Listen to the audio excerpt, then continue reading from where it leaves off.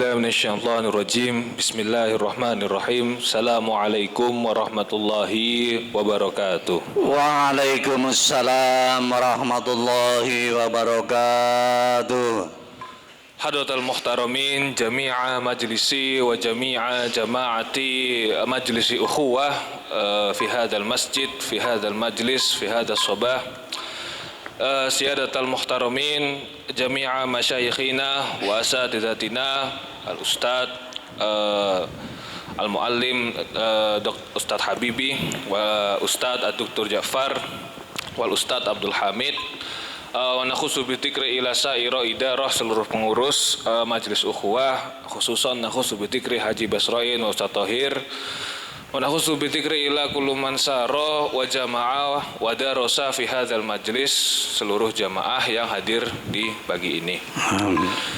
Ila hadratin Nabi Mustafa Muhammadin sallallahu alaihi wasallam al auliya wal anbiya wal ulama is-salihin wa salafuna salihin. Nakhusu bidzikri ila abaina wa ummahatina wa ajdadina wa jaddatina wa abnaina wa usulihim wa furu'ihim. Wa nakhusu bidzikri ila muallimina wa ustadzina Ustaz Ja'far alladzi qad marada syai'un lillah al-Fatihah. A'udzu billahi minasyaitonir rajim. Bismillahirrahmanirrahim. Alhamdulillahi rabbil alamin arrahmanir rahim maliki yaumiddin iyyaka na'budu wa iyyaka nasta'in ihdinas siratal mustaqim siratal ladzina an'amta 'alaihim ghairil maghdubi 'alaihim waladdallin. Amin. Melanjutkan pembahasan fikih karena memang saya di Selaytuk fikih, kita sampai ke alat-alat al-mutahhirat atau tata cara bersuci masih menurut mazhab Hanafiyah sampai ke mau bagian terakhir ke nomor 14 sampai ke nomor 14 yaitu an-naru tathuru fi mawadi'a hiya. Api itu dapat mensucikan suatu barang, suatu benda di dalam beberapa tempat, di dalam beberapa perkara. Alama nawaina wa alama nawa salafuna salihun. Bismillahirrahmanirrahim. An-naru yang ke-14 dari beberapa tata cara atau benda yang dapat mensucikan najis. An-naru api tathuru dia dapat mensucikan najis fi mawadi'a di dalam beberapa masalah, di dalam beberapa tempat. Hiya adalah idzastahalat bihan najasah. Syaratnya api kok dia bisa membersihkan najis kalau najisnya itu bisa hilang atau bisa lenyap, berpindah dari barang tersebut. Maksudnya adalah apinya itu bisa menghilangkan bentuk fisik dari najis tersebut. Kalau bentuk fisiknya dari najis tersebut hilang, launuhu baik warnanya, rihuhu ataupun baunya, dan ta'muhu rasanya, maka barang yang terkena najis tersebut bisa suci. Yang asalnya statusnya terkena najis bisa menjadi suci. Saya ulangi, kalau status barangnya mutanajis, terkena najis. Kalau barangnya sudah najis dari awal sulit, banyak ketentuannya. Maksudnya gini, babi, mohon maaf, itu mau dibakar berapa kali pun sampai gosong tetap haram, itu maksudnya. Beda dengan misal batu bata terkena kotoran, kemudian kita bakar, kita keringkan, ar-rausu terkena tai, kemudian kita keringkan sehingga bentuk tainya dan bau dan sebagainya itu hilang dikarenakan panas dan kering. Itulah salah satu tata cara mensucikan najis indal Hanafiyah, menurut mazhab Hanafiyah. Walaupun saya ulangi karena kita memang kajiannya mengenai fikih antar mazhab, walaupun ini merupakan metode yang digunakan oleh mazhab Hanafiyah, bukan berarti kita Syafi'iyah tidak bisa menggunakannya atau mempraktekannya di dalam kehidupan hari. Kalau memang kita menemukan di dalam berbagai macam aktivitas kita, profesi kita, kegiatan kita, hal yang berhubungan dengan seperti ini, maka ini bisa diterapkan. Tidak usah membahas sampai ke, wah saya mazhab Syafi'i. Saya ini orang Indonesia, mazhabnya Syafi'i. Tapi boleh nggak nih kira-kira saya pakai mazhabnya Imam Hanafi dalam misalnya membakar sesuatu bisa mensucikan barang tersebut. Intinya karena tujuan utamanya bukan masalah Syafi'iyul mazhab atau Hanafiyul mazhab, yang penting najisnya bersih. Itu kita ambil saja qasdul awal, tujuan utama. Auzala asaruha, atau hilang bekasnya. Misalnya ini emang barangnya itu agak lengket, baunya masih ada, katakanlah ya kotoran yang sudah agak berfermentasi, ya sudah berubah, tidak cair dan juga tidak kering. Barangnya hilang, memang dikeringkan sehingga menjadi debu, cuman dia meresap. Nah, akan tetapi karena bentuk fisiknya sudah hilang, dia bisa dikatakan secara dohir bukan, atau secara hukminya itu suci. Kaharkil fakhoril jadidi, kaharkil fakhoril jadidi, seperti tai kotoran yang berubah menjadi batu bata. Dulu entah kenapa salah satu bahan komposisi membuat batu bata adalah kotoran.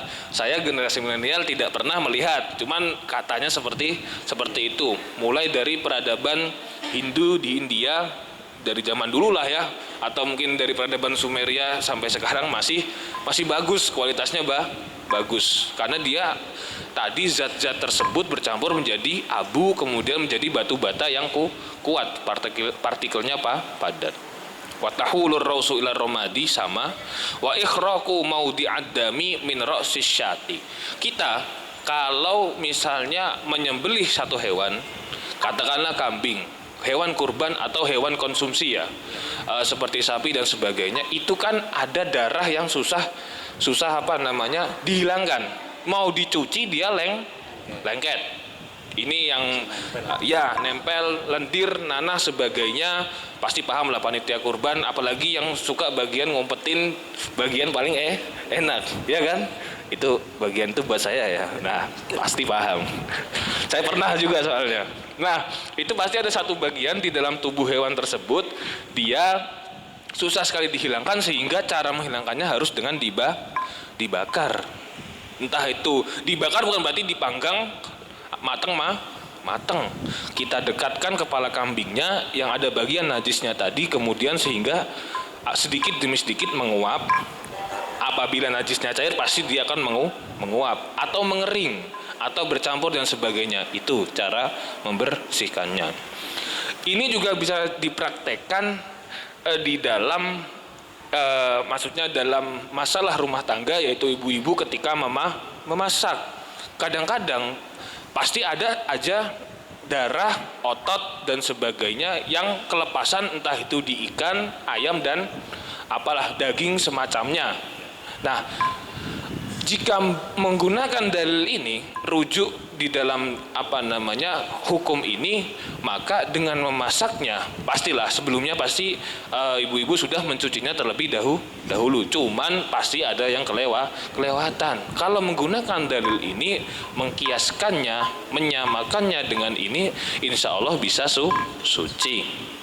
Syaratnya adalah saya ulangi, tidak ragu-ragu. Jadi harus yakin, insya Allah sudah suci, bersih. Nah, kata gini udah.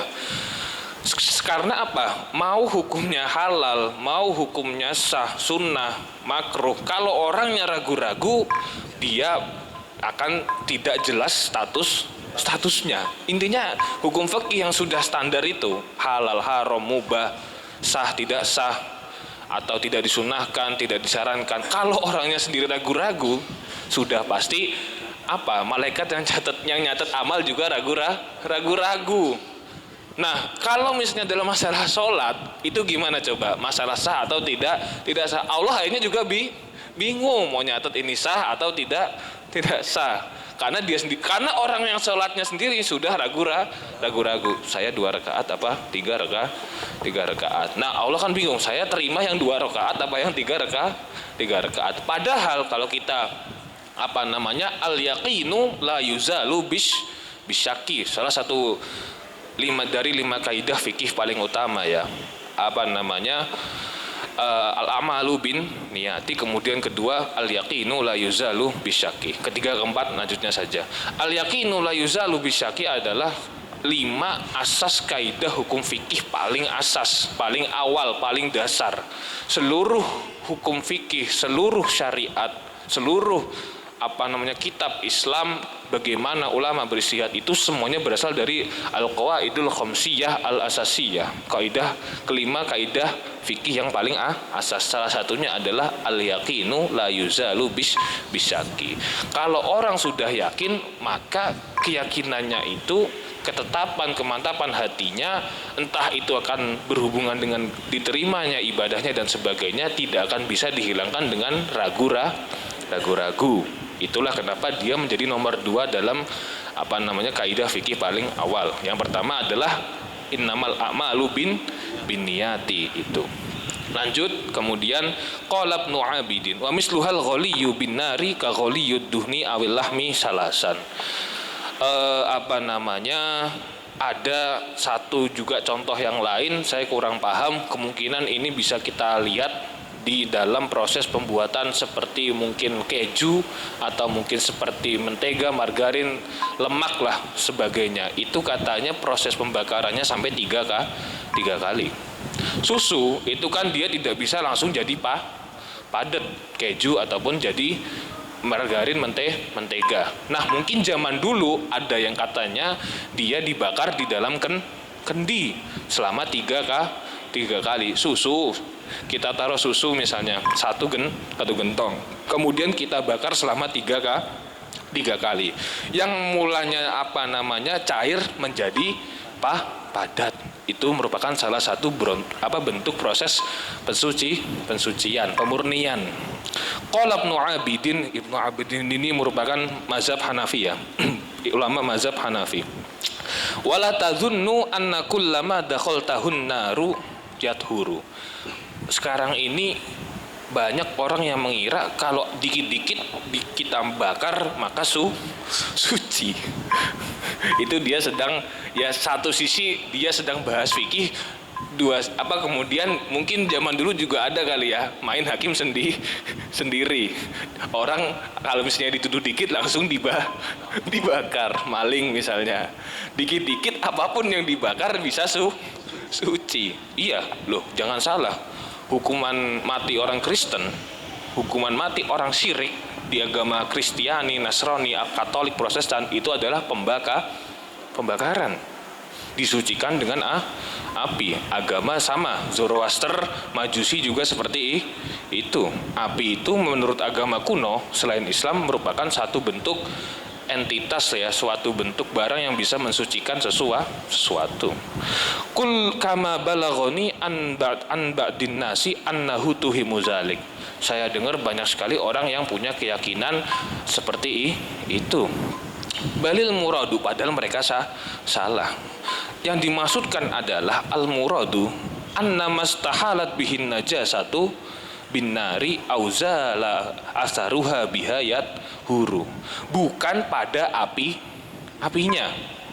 Saya ulangi, masalah sucinya, yang dapat menyebabkan sucinya itu bukan api, itu merupakan barang yang mensucikan. Kita tidak akan menemukan redaksi an-naru tohirun mutohirun. Kalau al-ma'u, iya, air itu mensucikan. Tapi kalau api tidak ada redaksi, selamanya tidak akan ada redaksi seperti itu. Adalah proses yang disebabkan oleh api tersebut istahalat bihin najasah, sehingga najisnya terangkat, hilang. Auzala asaruha, atau bekasnya hilang. Bihayat huruk, oleh karena itu dia dapat menjadi suci. Wabihi yadharu anna khurqan najasah, membakar najis binari dengan api, mutahhirun itu dapat mensucikan. Saya ulangi redaksinya. Yadhuru anna khurqan najasah, membakar najis dengan api mensucikan, bukan api mensucikan. Itu paham ya? Beda. Membakar najis itu adalah prosesnya. Api adalah alatnya. Mutahhirun dia mensucikan. Wan naru ghairu mutahhirah inda ghairil Hanafiyah. Sementara menurut mazhab yang lain, berarti Syafi'i, Maliki, Hambali, api itu tidak dapat mensucikan. Kama bayanna, sebagaimana yang telah kami jelaskan fi bahsil istihalah, dalam pembahasan istihalah sebelumnya. Kenapa mazhab Hanafi itu selalu membuat terobosan atau ya katakanlah satu hukum yang unik ya. Mungkin saya akan sedikit membahas keunikan masing-masing mazhab. Karena mazhab Hanafi itu dia merupakan mazhab yang paling logis. Imam Hanafi itu orangnya dikatakan saintis juga iya, ilmuwan juga iya. Beliau itu selalu membuktikan dengan penelitian. Bukan berarti cuman sekedar ngambil dalil doang, kemudian bikin hukum versi Hanafi sendiri. Itulah kenapa orang-orang Timur Tengah lebih banyak mazhab Hanafi. Syekhul Azhar, guru-guru besar Azhar, kemudian syekh-syekh di Suriah dan sebagainya, itu rata-rata lebih mayoritas ke Hanafi karena memang logis, tendensinya sangat berakal, maksudnya menggunakan akalnya itu sangat kuat, seperti itu. Faromadun nasi wa dukhanuhu najasani. Maka ini nih, kalau ada yang misal punya teman Hindu ya, faromadun najasi wa dukhanihi najasani. Saya mau tanya, kira-kira ada orang Hindu ya yang dibakar ya di Bali ya, upacara itu kalau misalnya abu atau asapnya kena badan kita, itu najis apa enggak? Ada teman kita, kawan kita menghadiri pemakaman, haram? Enggak, jangan dikit-dikit haram. Lu ngapain ngadirin pemakaman orang Hindu? Gak apa-apa, hitung-hitung buat status WA. Caranya gitu ya. Orang mati dibakar, dikremasi, ternyata seperti ini. Nah, itu apakah misal abunya atau asapnya terkena pakaian kita itu najis? Kira-kira menurut deskripsi dari Hanafi tadi, najis atau tidak? Tidak najis. Kalau menurut Hanafi, selain Hanafi, najis. Tapi sebelum kita membahas najis atau tidak najis, pasti tahulah pasal bahwasanya adamul mayyitati tidak najis. Bangkai manusia statusnya tidak najis. Ingat kan? Bangkai belalang, romadi, jamadi, dan bangkai manusia. Status asalnya tidak najis. Hanya saja karena mungkin bisa bercampur dengan yang lain, atau itu darah yang dibakar, otomatis ekstrak darah atau kotoran yang masih ada dalam tubuh tersebut pasti akan bercampur dengan asap pembakaran. Bagaimana kita mengambil hukum tengah-tengah, entah itu kita bermazhab Syafi'i atau Hanafi, dalam menemukan masalah seperti ini? Masalah seperti ini misalnya asap pabrik, limbah pabrik, asap kendaraan, segala macam polusi yang ada potensi najis. Itu kalau terkena badan bagaimana? Begini, kalau status najisnya tidak, secara dohir dia tidak najis, kecuali memang itu kita tahu bau bangkai, asapnya berbau bangkai, ini ketahuan banget nih, bau barang najis ini asapnya. Cuman kalau misalnya samar dan kita tidak tahu kalau itu asap apa sih, ini pembakaran apa, sampah katakanlah, entah itu nanti ada bangkai apa, dan kan kita nggak tahu, itu sekedar dihukumi makruh. Pakaian yang kita tadi kenakan kemudian terkena hal semacam itu, dihukuminya sekedar makruh. Sholatnya sah, ibadahnya sah, tapi makruh. Itu ya apa namanya perbedaan hukum antara makruh dan sah. Itu kalau misalnya sholatnya sah kemudian makruh, bedanya di mana? Ngapain kita sholat kalau makruh? Beda. Kalau sholat sah dan sebagainya itu karena kewajiban. Kewajiban sholat lima waktu itu merupakan tanggung jawab kita kepada Allah. Nah, mengenai makruh, sunnah, haram, mubah itu adalah ukuran Allah dalam menentukan kualitas pahala.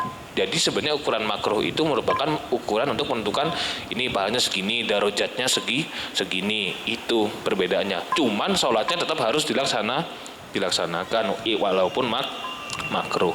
Illa annal malikiyah, Imam Maliki berpendapat berbeda. Istasannu, seluruh ulama Maliki berpendapat Ramadun nasi abu dari najis itu yathuru bisa disucikan dengan api. Begitu juga dukhanun nasi wal wuqudil mutanajis. Begitu juga asapnya dia tidak najis. Innahu yathuru bin nari, dia dapat disucikan dengan api. Itulah salah satu dari perbedaan, salah satu keunikan dari metode bersuci menurut mazhab yang lain. Kalau tadi saya sedikit singgung lagi ya. Kalau tadi saya menjelaskan kenapa Hanafiyah itu seperti itu dan kenapa kita kok dari kecil mulai dari umur 5 tahun, 6 tahun atau mungkin masuk TPQ, masuk SD, MI dan sebagainya, tiba-tiba kita ikut mazhab Syafi'i. Pernah memikirkan hal seperti itu enggak?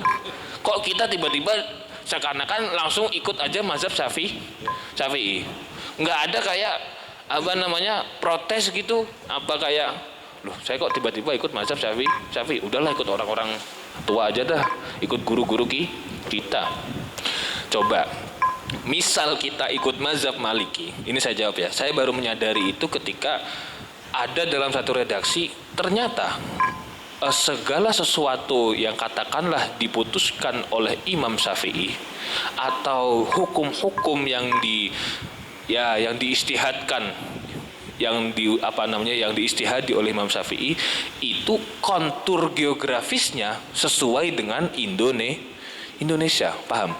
Kan imam mazhab itu tidak satu kampung. Imam Maliki di Madinah, Imam Hanafi dan Hambali di Suriah, kemudian Imam Syafi'i dari Palestina, kemudian dan sebagainya pindah-pindah.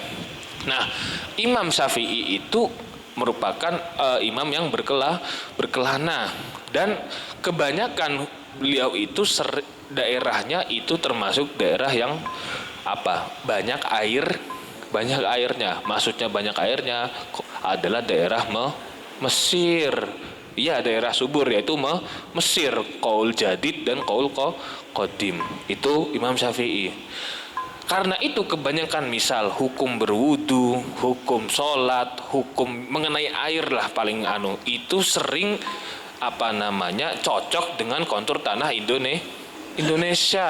Itulah kenapa kita itu bisa langsung bermazhab Syafi'i tanpa alasan. Saya ulangi, tanpa alasan. Kita nggak perlu alasan untuk ikut mazhab Syafi'i. Secara wallahu alam, Allah sendiri ternyata memang sudah menakdirkan mazhab Syafi'i itu cocok di Indonesia. Saya kasih tahu, misal kita ikut mazhab Maliki ya, ada mungkin seorang alim misalnya pulang dari Maroko, Maghribi, mazhabnya Maliki semua, maksain ikut mazhab Maliki, pasti sengsara sekali dalam misal perihal wudu. Air kita keran tinggal ngalir. Di Maliki nggak boleh sembarangan ada air segitu banyak langsung dipakai wudu. Maliki wudunya harus menggunakan timba. Saya itu dulu pernah pura-pura pindah mazhab Maliki waktu saya di Maroko. Saya itu dimarahin saya ketika saya wudunya pakai cara Syafi'i. Anta Syafi'iyul mazhab, na'am. Minal Indonesia, na'am, Syekh.